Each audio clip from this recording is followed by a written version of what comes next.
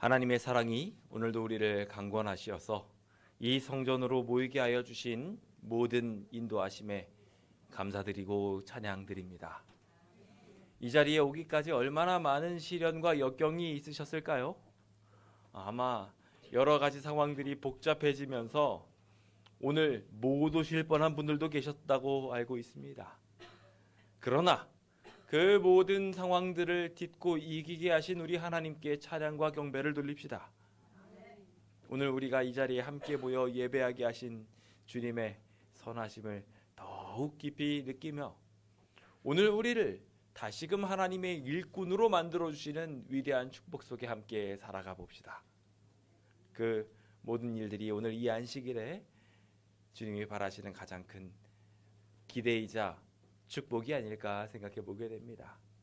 오늘 이렇게 이 자리에 함께 모이신 모든 분들이 그 귀한 사랑을 느끼며 주님이 우리를 두렵게 하지 않으시고 승리하게 우리를 위해 싸워주신다는 것을 잘 느끼는 귀한 시간 되었으면 좋겠습니다. 함께 이사야 6장 8절에 있는 말씀을 함께 읽어보기 원합니다. 함께 좀 읽어볼까요? 시작. 그때 내가 이르되 내가 여기 있나이다 나를 보내소서 하였더니. 이사야서 6장에는 주님께서 주님의 백성들을 위해 나아갈 백성, 즉 그 백성 중 주님의 일을 수행할 사람을 찾으시는 것을 보게 됩니다. 누가 우리를 위하여 갈고? 주님은 이 순간에도 어쩌면 그 고민과 걱정들을 하고 계신지 모릅니다. 주님의 사역을 감당할 사람, 그들을 찾고 부르고 계신 것입니다. 이 자리에 계신 분들은 그 부름에 응답하시어 이 자리에 나오셨습니다.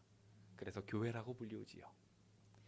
우리는 그 사명을 가지고 나아갈 하나님의 일꾼들인 것입니다. 참 재미있는 것은 이 이사야서 6장 8절 이후에 내가 가겠습니다 라고 주님께 흔쾌히 나섰습니다. 그랬더니 주님께서 그 9절 이후로 하시는 말씀들을 들어보면 당황스럽습니다. 여호와께서 이르시되 가서 이 백성에게 이르기를 너희가 듣기는 들어도 깨닫지 못할 것이요 보기는 보아도 알지 못하리라 하라. 기껏 내가 주님을 위해서 나가겠습니다라고 손을 들었는데 드릴 메시지가 어떤 메시지예요? 축복을 빌어주고 은총을 나누어주고 그런 메시지가 아니에요. 하나님의 기별이 전달되어 주도는 듣지 못할 거고 알지 못할 거다라는 심판의 메시지를 전달하는 것입니다. 우리 제7일 안식일 예수 재림교인들은요, 안타깝게도 그런 사명을 가지고 있는 기별자들입니다. 우리가 가진 사명과 목적은 그들을 깨우는 일이며 주님께 온전히 돌아가게 하기 위한 심판의 기별들을 외쳐야 하는 것이지요. 그러다 보니까 이런 분편한 진실 속에서 우리는 종종 모이기는 합니다. 저 여기 있습니다. 저를 보내주십시오까지는 갑니다. 근데 그 다음에 실제적 사업에 동참하지 못하게 되는 경우들이 참 많습니다. 말과 행동이 달라지는 상황이 된 거죠. 성경에는 그런 상황을 표현하면서 큰아들과 작은아들에 대한 이야기가 나와요. 큰아들은 가겠습니다 라고 말해놓고 어떻게 합니까? 안 가버렸어요. 그런데 반대로 작은아들은 저 그거 도저히 못해요 하고서 하다가도 후에 돌이켜서 부모의 뜻을 순종하게 되는 이야기를 다루고 있습니다. 우리는 어떤 사람들인가요? 우리의 모습이 부디 주님의 뜻과 하나 되기를 예수님의 이름으로 축원드립니다. 저는 오늘 교회에 대하여 함께 생각해 보려고 합니다. 교회란 건물을 말하는 것이 아닙니다. 교회는 하나님의 백성을 말하는 것입니다. 그래서 이 교회가 건강하다는 것은 하나님의 백성이 건강하다는 얘기인 것입니다. 교회의 교인 수가 몇 명이 있느냐가 교회의 건강을 말하는 것이 아니라 교회를 이루고 있는 그 모임 전체가 그 구성원들이 하나님을 더욱 사랑하고 하나님과 함께 하나님의 목적을 향해 달려가느냐 그렇지 않느냐가 교회의 건강을 결정짓게 되는 것입니다. 그러다 보니 이 교회의 방향성, 그래서 교회가 가지고 있는 온전한 방향성이 올바로 설정됐다는 것은 교회의 사업 계획이 제대로 세워졌다는 것이 아니라 그 교회를 구성하고 있는 성도들이 어떤 삶을 계획하고 있느냐에 따라서 건강하다, 건강하지 않다가 판가름되게 됩니다. 교회의 목적은 무엇입니까? 교회의 본질은 무엇입니까? 교회는 가르치는 모임입니다. 교회에서 가르침이 없으면요, 교회에서 하나님의 말씀을 전달하지 못하면요, 교회가 하나님의 복음 증거하는 일에 후진하면요, 교회는 더 이상 교회가 아닙니다. 하나님의 사명을 위하여 내가 누구를 보냈고? 라고 질문을 할 때 그 교인 하나하나가 제가 가겠습니다 라고 말하는 존재가 되어 그 사명을 수행하는 사람이 되어야 하는 것입니다. 근데 교회가 제가 갈 거예요 라고 이야기하면서 다른 사람을 손가락질하면서 저 사람이 갔으면 좋겠다고 말을 한다면 더 이상 교회로서 성립되기가 어려워지게 됩니다. 최근 교회에 대한 신뢰도를 이렇게 판가름한 것이 있습니다. 얼마 전 우리 교과 방송에도 나왔던 내용입니다. 교회에 대한 전반적인 신뢰도가 바닥을 치고 있는 것을 보게 됩니다. 그래서 신뢰하지 않는다가 45%입니다. 그러니까 거의 대부분이 교회를 신뢰하지 않아요. 그리고 신뢰를 약간 한다 한 사람들이 18%, 그리고 매우 신뢰한다 했던 사람이 겨우 9%밖에 안 됩니다. 교회에 대한 인식이 정말 바닥을 치고 있는 것을 생각해 보게 됩니다. 사실상 절반쯤은 기독교 국가다라고 말할 정도로 기독교인 인구가 많은 우리 한국에서 이런 상황이 생겨났다는 것은 정말 심각한 상황이에요. 교회를 다니고 있는 교인들조차도 지금 교회를 신뢰하지 않는다는 거예요. 거기에다가 이제 목회자에 대한 질문을 던집니다. 목회자의 말과 행동에 대한 신뢰도를 물으면서 목회자에 대해서 신뢰하십니까? 라고 질문을 했을 때 전혀 신뢰하지 않는다, 별로 신뢰하지 않는다 라고 했던 두 부류를 합치면 70%가 넘어버립니다. 대한민국 사람들의 10명 중에 7명이 목사는 사기꾼이라고 생각하고 있었다는 것입니다. 약간 신뢰한다, 매우 신뢰한다. 매우 신뢰한다는요, 겨우 3%밖에 되지 않습니다. 교회의 현황이 이렇게나 심각하게 바뀌어버리게 된 것입니다. 현대사회의 교회를 향한 인식은 이렇게 망가져버리고 말았습니다. 교회를 향해 생각하기를 이기적인 집단, 믿을 수 없는 집단, 심지어 어디까지 갔어요? 사회의 악이라고까지 가버렸습니다. 그래서 어떤 사람들은 교회에 모여가지고 이 사람들이 뭐 하는지는 모르겠지만 그 사람들은 심각한 문제를 가지고 있다고 평가하는 사람들도 있습니다. 교회의 본래 목적과 정반대가 되어버렸다는 것을 보게 됩니다. 교회는 빛과 소금과 같은 존재가 되어야 합니다. 이 세상이 빛이 되어야 되고 이 세상이 소금이 되어야 됩니다. 그래서 이 세상이 더 이상 부패하지 않도록 막아주어야 되는데 속상하게도 교회가 부패의 온상지가 되었다고 사람들은 인식한다는 거예요. 세상의 빛이 돼서 어두운 상황 속에 어느 방향으로 가야 될지 알려주는 존재가 되어야 되는데 빛이 어디 있는지 안 보인다는 거죠. 이게 지금 현재 교회의 모습이 되어버렸습니다. 저희가 이제 이곳에서 자리 잡게 되었습니다. 이 새로운 곳에서 이제 우리는 우리의 모습을 분명하게 보여주어야 합니다. 주변 사람들이 생각하기에 시끄러운 장소, 그래서 없어졌으면 좋겠는 혐오시설이 아니라 교회의 본래 목적과 같이 사랑과 희망을 전달하는 교회가 되어야 한다는 것입니다. 우리의 교회는 현재 어떤 모습인가요? 혹 세상에 있는 다른 교회와 똑같이 예수천당 불신지옥이라고 저주를 때려박으면서 자기의 부를 축적시킬 그러한 수단으로 사람들을 대하며 이 교회에 조금이라도 더 많은 자리를 채워보겠다라는 의도조차 변질되어 교회에 좀 더 많은 사람들이 있어야 뭐 내가 할 일이 줄어든다부터 시작해서 뭐 헌금이 늘어난다까지 다양한 부차적이고 다른 목적들을 목적으로 두며 선교하고 있지는 않은지 우리 함께 좀 생각해 보면서 이제 우리의 욕심들, 우리의 계획들, 혹시 이런 잘못된 방법들이 있다면 다 내려놓고 교회의 본래 목적으로 함께 돌아가서 이제 몇 주 남지 않은 정식으로 이 교회를 들어서 하나님께 드리며 이제 우리가 이곳에 정식으로 이전하여 터잡게 되었으니 하나님 축복하여 주십시오 라고 이야기할 때 우리의 방향이 제대로 꼴지어지게 되기를 예수님의 이름으로 축원드립니다. 저는 오늘 교관이라는 키워드를 두고 교회를 좀 함께 해석해 보려고 합니다. 교회란 그냥 말 그대로 모이는 장소가 아닙니다. 장수대학이 아니에요. 그래서 여기 와서 자기의 즐거움과 쾌락을 동아리처럼 모여서 하는 행동들이 아닙니다. 여기에는 아주 특별한 목적이 있습니다. 모임 앞에 하나님의 불러내신 목적인 가르치는 일이 포함되어 있는 것입니다. 그래서 이 자리에는 우리 모두 하나하나가 가르침이라는 키워드를 소화해내야 되고 소화해낼 수 있어야 합니다. 그래서 우리의 삶이 그렇게 가르치는 장소, 하나님의 복음을 전달하는 곳, 다른 말로 복의 근원이 되어야 하는 것입니다. 우리 주변에 스쳐가는 모든 사람들이 하나님의 사랑을 알 수 있게 되기를 기원합니다. 하나님의 축복들이 전달되는 일들이 일어나게 되기를 소망합니다.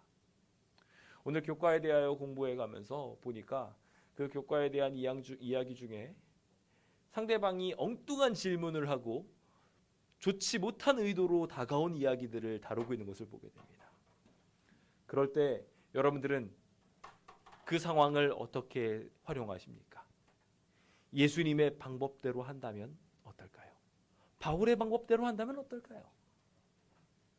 좀 돈 좀 달라고 바울을 불러가지고 그 목적을 돈 좀 얻어낼까 하고서 예수의 도를 물었는데 의와 절제에 대하여 전달했던 바울처럼 예수를 시험하려고 어떻게 하면 영생을 얻겠습니까? 라고 물었던 율법사한테 주님께서 그 기회를 틈타서 참된 진리를 전달하고자 하셨던 것처럼 빌라도가 진리가 무엇이냐라고 이야기하며 물었을 때 그 진리를 대답하고 싶어 하셨던 예수님의 마음처럼 오늘 우리도 그렇게 가르침이라는 것이 우리의 정체성이 될 수 있게 되기를 소망합니다. 교회가 전체적으로 그 일을 함께 이루어야 하는 것은 분명하지만 우리 개개인들이 누가요? 여기는 우리 한 사람 한 사람이 다 그 목적을 꿈꾸고 이루고 하나님의 도구가 되어야 한다는 것입니다. 누가 나를 위하여 갈고라고 이야기할 때 옆에 있는 사람을 가리키면서 제요 라고 아니라 자기를 가리키면서 제가 가겠습니다 라고 말할 수 있어야 하는 것입니다. 그래서 우리는 항상 점을 잘 찍어야 됩니다. 방향을 잘 정해야 돼요. 님이 남이 돼버릴 수도 있는 것처럼 오늘 우리의 삶을 향하여 점을 제대로 찍어서 하나님을 향해 제가 가겠습니다 라고 고백하시기 바랍니다. 내가 바로 그 사명의 중심이라는 것을 꼭 기억하시는 귀한 예배 시간 되시길 간절히 바랍니다. 자, 그럼 이제 교회의 시작으로 교회의 정체성을 처음 부여하셨던 교회의 설립 목적을 말씀하셨던 그 시기로 시간 여행을 좀 해봅시다. 그 상황은 어떤 상황들이었을까요? 주님께서는 예수님께서 달리실 십자가를 표현하시면서 계속 이야기들을 여러 번 강조하셨습니다. 내가 십자가에 달려 죽을 거라고 말입니다. 그러면서 주님께서는 그 이야기를 하시면서 빼놓지 않고 하시는 이야기 중에 하나가 이거였습니다. 너희가 나를 다 버릴 것이다. 그런데 버리고 떠나고 하는 것을 주님께서 용인하시고 끝나셨느냐? 우리도 사실은 예배를 드리는 즉시 주님을 버리고 떠나는 경우들이 참 많습니다. 주님 절대로 그렇게 버리지 않으셔요. 우리가 그렇게 떠날 수도 있고 무너질 수도 있다는 거 알고 계시지만 졸며 잘 수 있다는 것도 알고 계시지만 그럼에도 불구하고 우리를 사랑하십니다. 그거 믿으십니까? 아멘. 그래서 주님께서는 이 사람들을 사랑하신다는 것을 표현하며 다 버리겠지만 목자를 치리니 양 떼 흩어진 것처럼 다 흩어지리라 했다고 예언에 있는 이야기를 꺼내면서 내 목자인 내가 쓰러지면 양들도 다 도망갈 거라고 말씀하셨지만 이 목자는 죽는 목자님이에요? 아니에요. 다시 살아나시는 목자님이세요. 생명의 근원이신 주님이 다시 살아난 이후에 너희가 다시 모일 거라고 말하고 있어요. 그런데 참 흥미롭게도 지명 하나를 대십니다. 그들이 있는 곳은, 예수님이 돌아가신 곳은 예루살렘이었습니다. 그들이 처음 예수님을 만날 곳도 예루살렘이었습니다.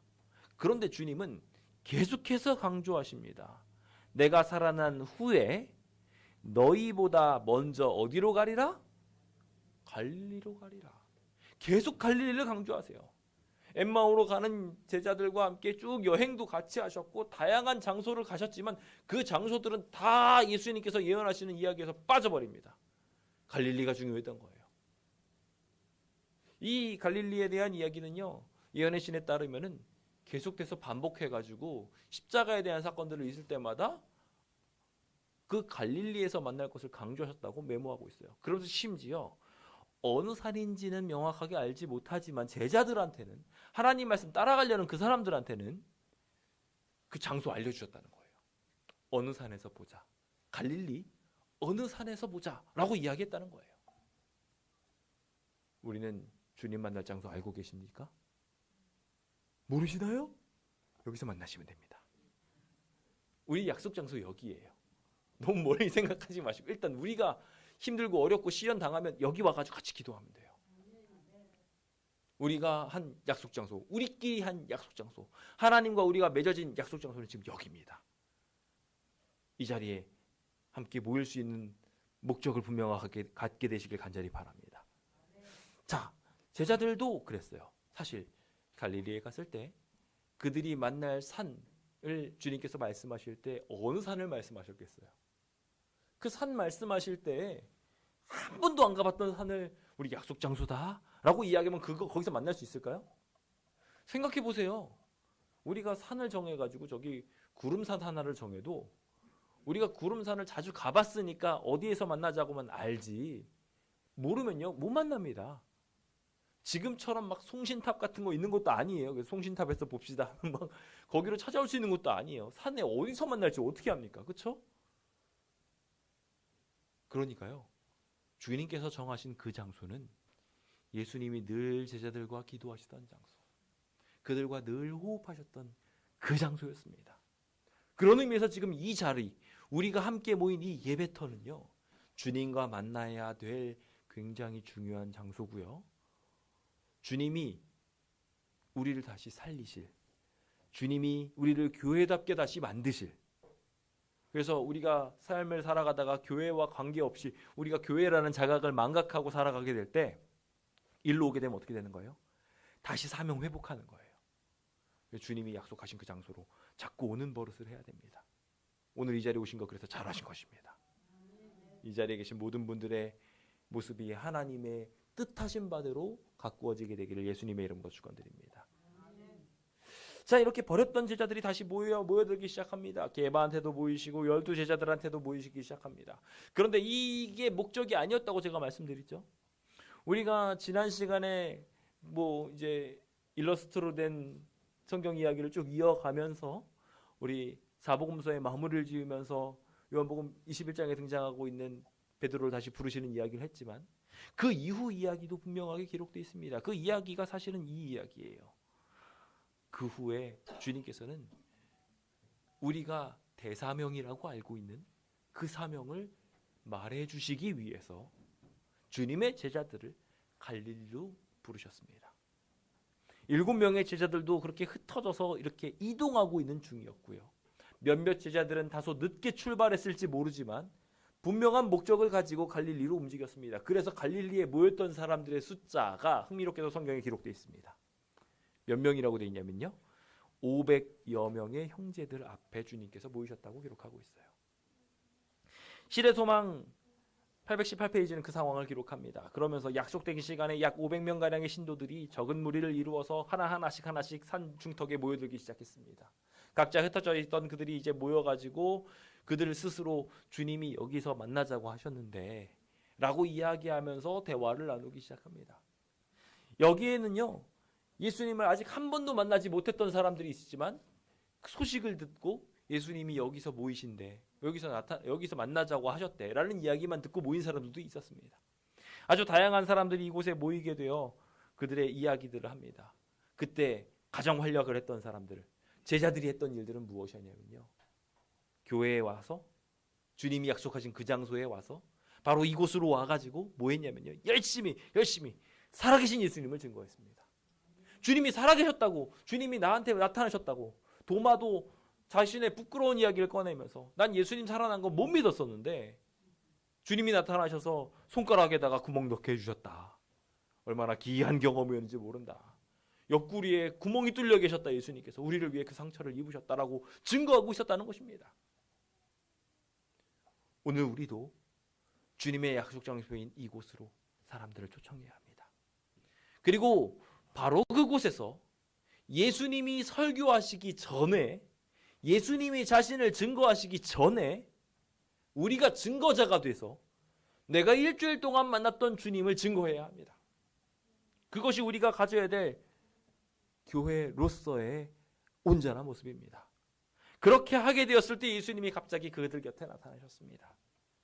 주님이 어떻게 오셨는지 몰랐지만 이미 주님은 그곳에 계셨고 오는 사람들을 하나하나 다 맞이하고 계셨습니다. 성전에 미리 말입니다. 그런 의미에서 우리 성전에 좀 빨리 와야 됩니다. 이 성전에 오고 난 뒤에 우리 굉장히 익숙치 않아가지고 오는 시간이 자꾸 지체되는데 우리 자꾸 일찍 올 연습을 해야 됩니다. 주님이 우리보다 먼저 와 계시기 때문에 그래요. 주님은 우리 하나하나를 환영해 주시며 주님의 흔적들을 보이시고 주님의 영광의 모습을 우리한테 드러내 보여주고자 하십니다. 그 위대하신 하나님의 능력이 오늘 우리한테 잘 계시되기를, 하나님의 살아계심이 잘 드러나게 되기를 예수님의 이름으로 축원드립니다. 이때 누가 제일 기뻤을까요? 이때 제일 기쁜 사람은요 11제자입니다. 11명의 제자가 제일 기뻤어요. 왜냐하면요 방금 전까지 막 열심히 증거했거든요. 주님이 나한테 나타나셨어요. 내가 그거 만났어요. 엠마오로 가던 두 제자도 신나서 외쳤을 거예요. 그렇죠? 내가 주님과 대화했던 순간들이 지금 증명된 순간이잖아요. 얼마나 좋습니까? 오늘 우리도 그와 같은 결실의 기쁨을 기쁘게 누리는 우리 모두가 되었으면 좋겠습니다. 앞서도 말씀드렸다시피 여기에는요 예수님을 생전에 만나지 못한 사람도 있었다고 분명하게 기록하고 있어요. 한 번도 주님 만나지 못했던 사람이 있었어요. 근데 지금 예수님이 부활하신 그 자리에 이들이 와 있었어요.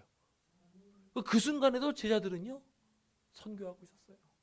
그 순간에도 지금 누군지 모르는 그 사람에게도 복음을 전하고 있었던 거예요. 예수님 살아나셨다고요. 그런데 이 복음이 어떤지 우리가 좀 묵상해 볼 필요가 있어요. 만약에 그들이 로마 당국자들한테 잘못 전도하면요 자기 잡혀 들어가서 죽을 수도 있는 상황이었어요. 그런데 그들은 예수님이 부활하셨다라는 그 사실을 전달하기를 멈추지 않았어요. 약속 장소에 모이면 다 같이 끌려가서 죽임을 당할 수도 있는 상황일 수도 있었어요. 그럼에도 불구하고 그런 거 생각하지 않았어요. 그들은 주님의 보호를 믿으며 주님이 이루실 기적을 향하여 초청을 하였습니다. 우리가 전도할 때 이것저것 재고 계산하고 하는 경우들이 참 많습니다. 교회로 초청할 때 뭐 이것저것 막 계산하는 경우들이 정말 많아요. 사실 계산해야 될 게 많은 것도 사실입니다. 그런데 우리 제자들을 닮아 보았으면 좋겠습니다. 그런 거 앞뒤 재지 않고 주님의 백성들을 이곳으로 이끌어 봅시다. 사실 그 중에는요 여기 성경절에도 나온 것처럼 예수를 배웠고 경배하고 있는 상황이었음에도 불구하고 심지어 예수님께서 아까 전에 영감의 말씀에서도 잠깐 보셨겠지만 영광스러운 모습으로 변하셨어요. 손에 못자국도 보여주셨고 옆구리에 그 상처 자국도 그대로 보여주셨어요. 예수님이 부활하셨다는 것을 모두가 알 수 있도록. 그런데 그 500여 명 앞에 그렇게 있었음에도 불구하고 그 모든 영광스러운 모습으로 경배를 하는 사람들이 대부분이었음에도 불구하고 여전히 의심하는 사람들도 있었어요. 그 중에 제자들도 있었을지 모르겠고요. 처음 온 사람들도 있었을지 몰라요. 그러나 그런 이들도 함께 모였었다는 것을 우리는 기억할 필요가 있어요. 우리 함께 그 위대한 하나님의 사명을 이루기 위해 목표하게 되시길 예수님의 이름으로 축원드립니다. 그 순간 우리가 믿지 못하는 자의 편에 안 서게 되었으면 좋겠습니다. 의심하는 몇몇 사람들에 대한 이야기를 하면서 믿음을 활용하는데 어려움을 발견하는 자들이 꼭 있다고 표현하면서 지금 이 순간에도 주님 우리를 향하여 분명한 목적을 말씀하시면서 우리는 교회고 교회의 목적답게 하나님의 사랑을 증거하는 사람이 되어야 되는데 나는 그거 못하고 못 믿는 사람들이 있더라는 거예요. 나는 그거 기적을 못 일으켜가지고 뭐 시간도 없고 뭐도 없고 등등등등 하면서 막 이 핑계 저 핑계 대면서 주님을 끝까지 못 믿는 사람들이 있어요. 내가 그렇게 못하겠다고. 그런 사람들은 안타깝게도 불신 때문에 많은 손실을 당한다고 말하고 있습니다. 구체적으로 무슨 손실인지 이야기하고 있지는 않지만 우리는 그 손실이 하나님과 경험할 수 있는 수많은 기적들의 순간들임을 어림짐작할 수 있습니다. 주님이 이루실 만한 그 아름다운 기적들을 하나님이 살아계시다라는 확증들을 우리 스스로 경험할 수 없게 되는 것입니다. 언제까지 우리 교회는 나오는데 살아계신 하나님은 모른다고 말하는 신앙 하시겠습니까? 그럼 될까요? 안 되겠죠? 교회를 다닌다면 적어도 하나님 만나야 되지 않겠습니까? 교회를 다닌다면 살아계신 하나님을 경험해 봐야 되지 않겠어요? 그래서 교회 다님으로 인해서 살아계신 하나님이 나를 보호하심을 증거할 수 있는 그런 증거를 우리가 좀 입에 가지고 있어야 되지 않을까요? 그래야 교회고 그래야 가르치는 그런 하나님의 불림을 받은 사람 아니겠습니까? 우리 모두 그 기별을 가질 수 있는 주의 거룩한 백성 되기를 예수님의 이름으로 축원드립니다. 이 모든 이야기는 이제 모이고 난 뒤 주님께서 첫 번째 말씀하신 이야기로 시작됩니다. 그 첫 번째 하신 말씀은요, 하늘과 땅의 모든 권세를 내게 주셨으니 였습니다. 주님은 이제 모든 권세를 받으셨습니다. 그 전까지는 사단이 이 땅의 주인이었습니다만은 이제는 사단이 아직 여기를 불법 점거하고 있지만 그 권세는 누구한테 가 계셔요? 이제 우리 주님한테 가 계세요. 주님이 그 모든 권한을 가지고 계십니다. 그것을 먼저 선언하시는 것으로 시작하십니다. 이제 하나님이 승리하셨다고 말하는 것입니다. 이제 이 땅은 곧 하늘의 목적에 부합한 땅으로 바뀌어 가게 될 것입니다. 우리는 이제 그 정부에 맞추어서 살아가야 합니다. 이 땅에 가지고 있는 법칙, 이 땅에 가지고 있는 원칙은 더 이상 우리를 지배하지 못하게 될 것입니다. 바뀔 거예요. 그러면 어떻게 하시겠습니까? 부동산 가격이 떨어진대라는 소식 하나만으로도 부동산 가지고 있었던 것들을 막 던지는 사람들 많잖아요. 그렇죠? 뭐 주식 하시는 분들은 뭐 주식에 어떤 것들이 좀 위험하다는 얘기가 있어라는 얘기하면 그 주식 던지잖아요. 그러면서 우리는 왜 이 땅이 멸망할 거야 라고 이야기하면서 던지지 못하는지 모르겠어요. 우리 주님이 이 세상 모든 것들을 하나님의 나라에 맞게 바꾸실 것을 생각하며 보화를 하늘에 쌓아둡시다. 그 하늘에 보화를 쌓아두어야 함을 주님께서 천명하시면서 그 보화를 쌓는 방법에 대하여 말씀하시기를 대사명으로 말씀하셨습니다.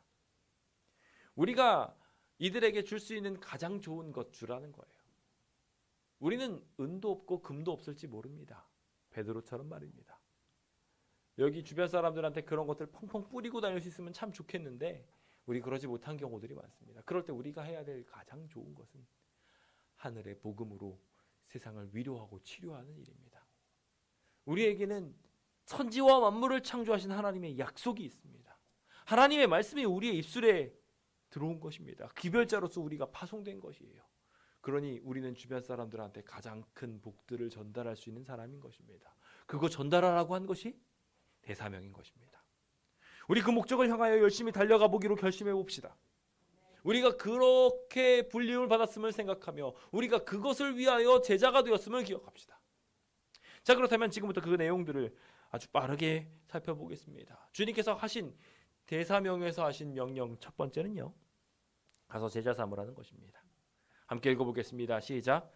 그러므로 너희는 가서 모든 민족을 제자로 삼아 아버지와 아들과 성령의 이름으로 침례를 베풀고.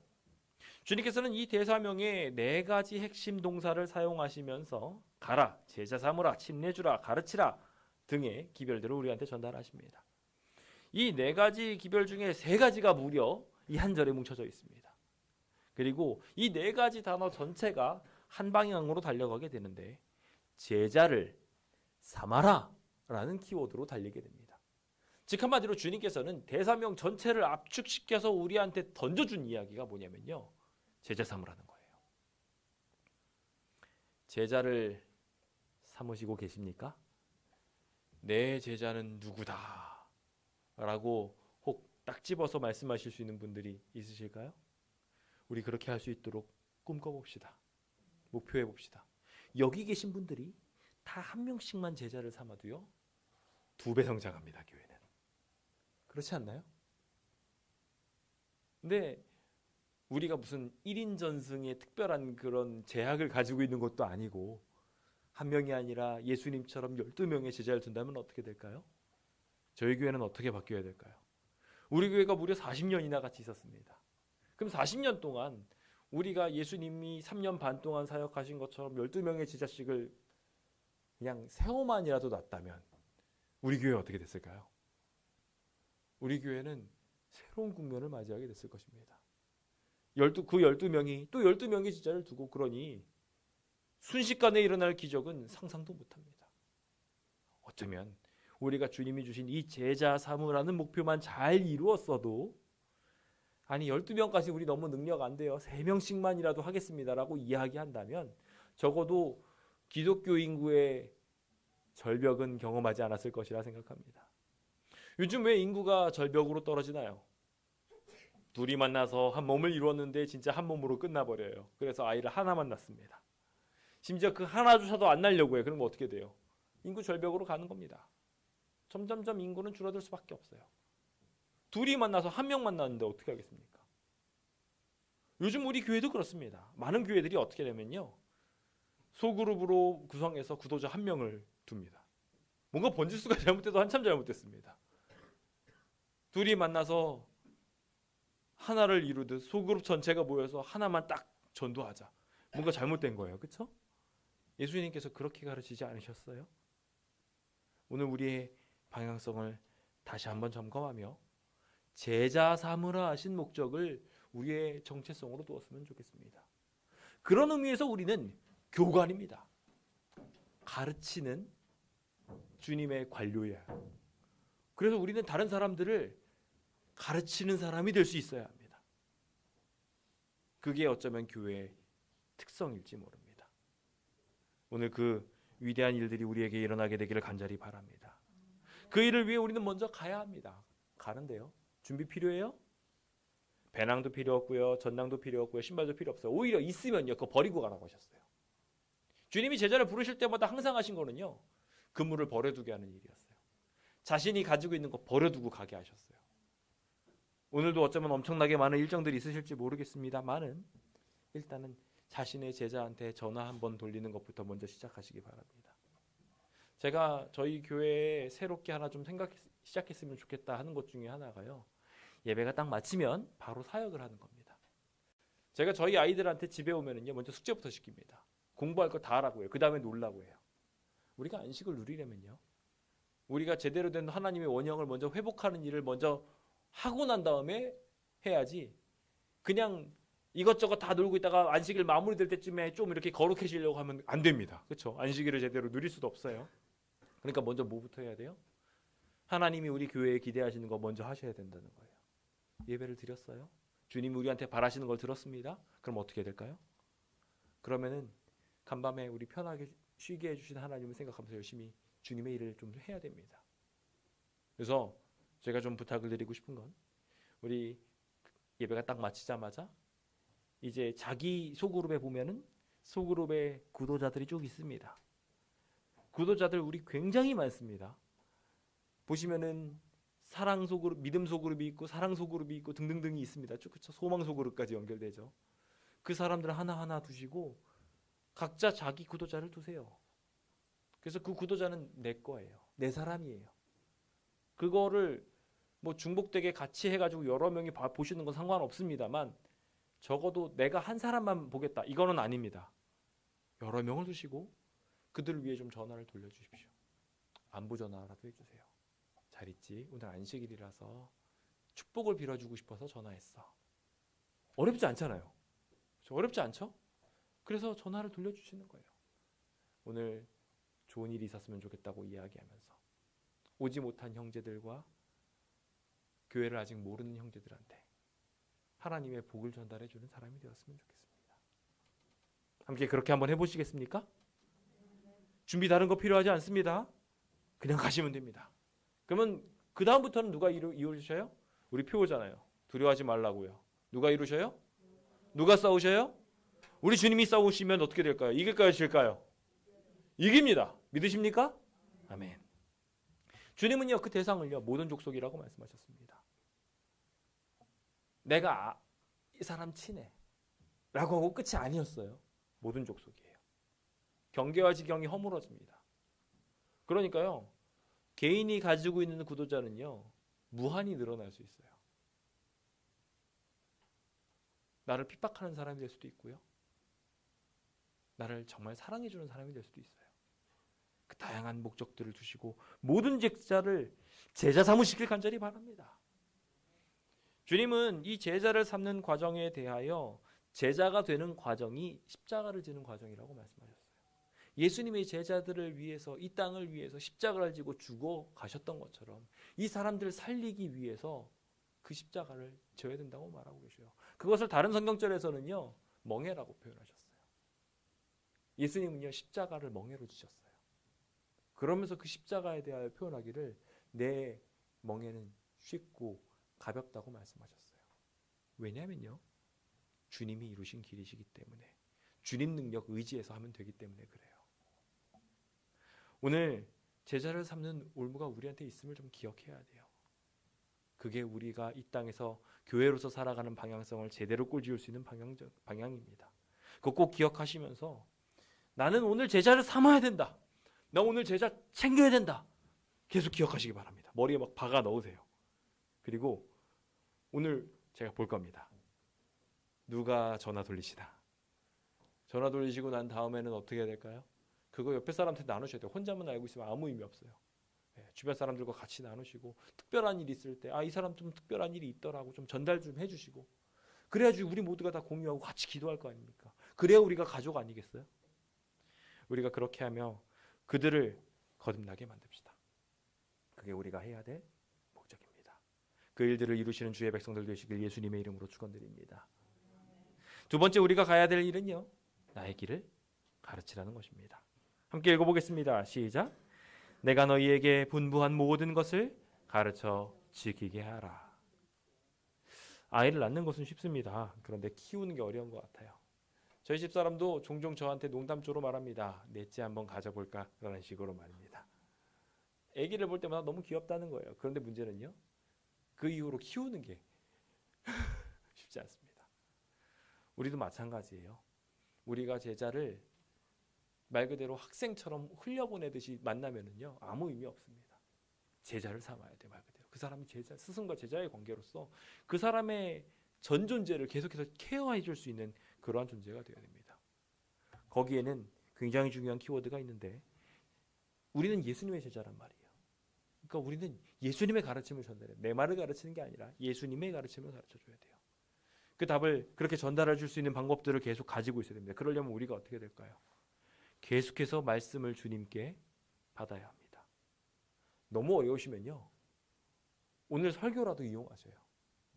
너무 어려우시면요 성경 잠깐 펼치셔서 잠깐 묵상하시고 그 성경절이라도 전달해 주세요. 누구의 가르침을 전달해야 된다고요? 예수님의 가르침. 내가 제자라고 해가지고요 세상의 복음, 세상의 노래를 가지고 가가지고 뭐 70, 80 건강해라 이런 거 보내주지 마시고 누구의 말씀 보내시라고요? 우리 하나님 말씀. 그래서 주님께서 주시는 그 기별들을 전달할 수 있게 우리 스스로 기별을 구별하지 않게 함께 좀 노력하면 좋겠고요. 동시에 그들이 그것을 가르쳐서 지킬 수 있도록 만들어 주시기 바랍니다. 사실 이것은요 신명기부터 시작해가지고 이스라엘 백성이 구성됨과 동시부터 아니 그 이전에 아담과 하와 때부터 계속해서 여인의 우선의 이야기를 하면서 계속 자신의 기별들을 전달하도록 만들었습니다. 똑같습니다. 우리도 그와 같은 사명을 받았습니다. 가르쳐 지키게 해야 됩니다. 그러니까 우리 아이들이 다른 길로 가는 것 같다 싶으면은, 우리의 영적인 자손들이 다른 방향으로 가는 것 같으면 가르쳐 지키게 해야 됩니다. 따라해 보시겠습니까? 가르쳐 지키게 하라. 교회만 나오게 한다고 끝이 아니에요. 그거는 이제 그냥 방치한 겁니다. 계속 꾸준히 그들을 보살펴주면서 사랑으로 이끌어줘야 합니다. 우리 그런 참된 부모 될 수 있도록 노력해 봅시다. 그게 우리 교회가 가지고 있는 교회의 특징입니다. 우리는 주님의 교관들입니다. 그래서 이 교관들은 뭐합니까? 항상 바른 자세를 유지하면서 모든 것들을 가르쳐서 올바른 방향으로 갈 수 있도록 말해주지 않습니까? 우리 그 방향성을 놓치지 않고 모든 이들에게 전달합시다. 마지막입니다. 제일 중요한 이야기입니다. 함께 읽어볼까요? 시작. 볼지어다 내가 세상 끝날까지 너희와 항상 함께 있으리라 하시니라. 아멘. 이들은 마지막 대사명에 대한 이야기를 정리하며, 주님께서 성경절을 사실 이제 가르쳐 지키게 하라 해가지고 그거를 딱 뭉쳐가지고 그냥 19절에다가 넣으실 수 있는데, 그거를 19절을 굳이 20절로 밑으로 내리시고 20절이랑 합치셨어요. 사람들이 그래서 19절만 딱 쓸까봐. 대사명의 가장 핵심은요, 마지막 결론입니다. 20절이에요. 주님이 함께 하신다는 것을 증거하는 거예요. 내가 주님과 함께하고 있어요. 내가 주님과 동행하고 있어요를 보여주는 것이죠. 오늘 우리도 기별만 가진 사람이 아니라 주님과 함께하는 사람 되었으면 좋겠습니다. 항상 기별을 전달하는 이야기에 보면 볼지어다라는 키워드들이 자주 들어갑니다. 보라, 하나님의 어린 양이로다. 보여주는 거예요. 우리는 어떤 식으로 보여줄까요? 우리의 행동으로 보여주는 겁니다.